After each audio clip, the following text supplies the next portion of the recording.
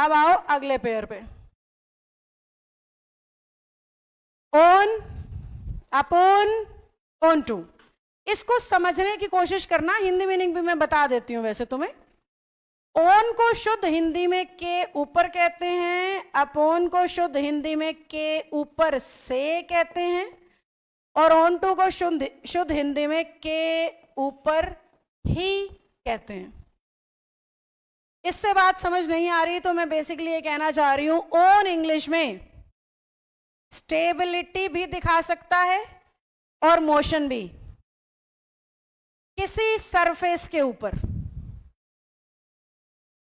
किसी सरफेस पे अगर आपने किसी चीज को स्थिर या मोशन में दिखाना है तो आपका आंसर क्या होता है? ओन। जैसे कि मैं पोडियम पे हूं, ये ओन है क्योंकि पोडियम एक सरफेस है और मैं इस पे स्टेबल भी हूं और बीच बीच में मोशन भी है। समझे कि नहीं समझे? इसमें की पॉइंट ये है कि ओन तब लगता है जब ऑब्जेक्ट उस सरफेस को छू रहा हो। दिस इज की पॉइंट। ऑब्जेक्ट अगर छू नहीं रहा तो ओन नहीं लगाया जाता। समझ में आ गई बात? मैं ओन इसलिए हूं क्योंकि मैं छू रही हूं पोडियम को, हवा में नहीं खड़ी हूं।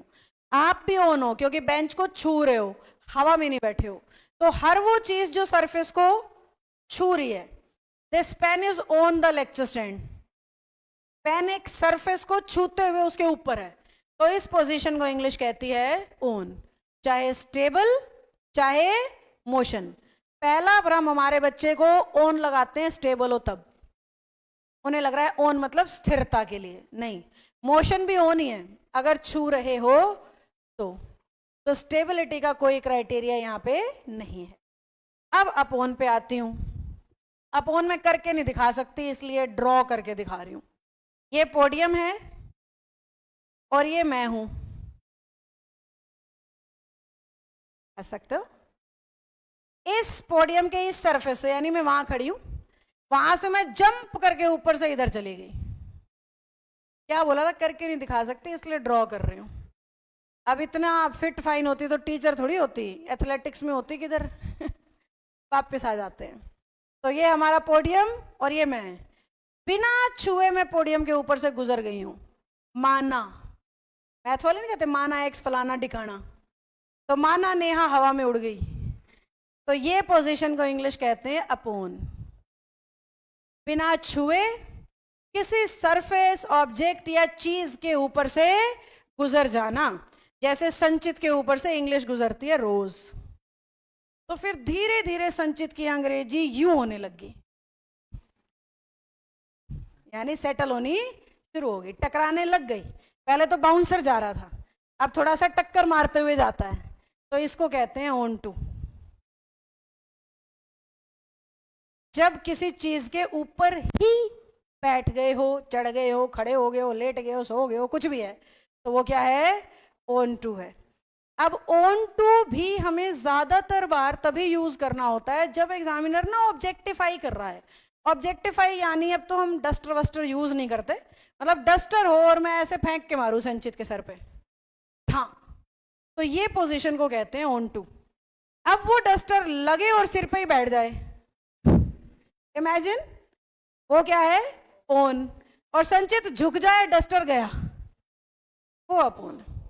अब आपको ना बच्चों पेपर में ये खुद से समझना पड़ता है कि एग्जामिनर कह क्या रहा है।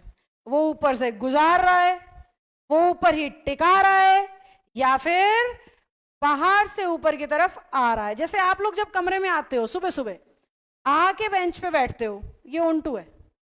बैठने के बाद ऑन है। इमेजिन करो, फील करो, आए बैठे, ये ऑन टू है। लेकिन अब जो फिलहाल है ये क्या है? ये ऑन है। फिर से आए बैठे, ऑन टू हो गया। बैठने के बाद वही सेम चीज क्या हो जाती है? अगर तुम नहीं समझ पा रहे तो मैं ये कह रही हूं, ऑन और ऑन टू बहुत क्लोज होते हैं, पहचानने मुश्किल होते हैं। ऑन और ऑन टू बहुत क्लोज होते हैं, पहचानने मुश्किल होते हैं। बच्चे को सेंटेंस में ये समझना पड़ता है कि पहले से बैठा हुआ दिखा रहे हैं या आके बैठा है। आके बैठा है, पक्का ऑन टू। पहले से बैठा है, ऑन है। तो सेंटेंस को बारीकी से समझना पड़ेगा।